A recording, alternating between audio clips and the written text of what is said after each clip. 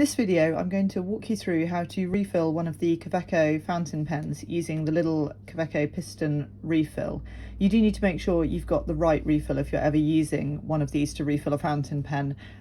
Most brands have their own kind of proprietary ones. There are some independent ones.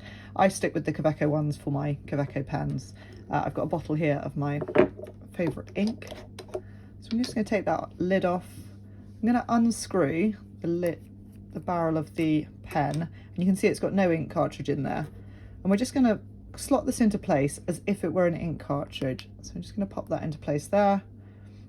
It sits in quite firmly in the same way that a normal international ink cartridge does. And you can see it's got a little piston on the end, which is what we're going to use to fill it when we've dipped it into the bottle of ink.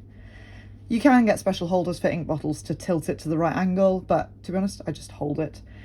What you want to do is to have your piston plunger all the way down. So rather than having it all the way like that, which is what you'll do when your ink cartridge is full, it's going to be all the way closed.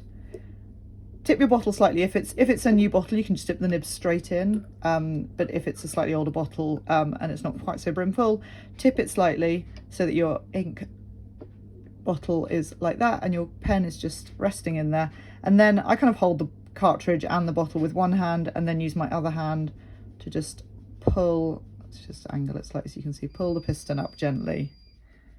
And you can see, if I lift it out, got a little bit of ink everywhere, that the cartridge is now full of ink. I'm just going to grab that cloth and just give the pen a little bit of wipe. There's always a bit of ink that gets onto the body of the pen when you do this, but just a couple of drops that you can wipe off quite quickly. That's your pen cartridge full. You can then just screw the body back on,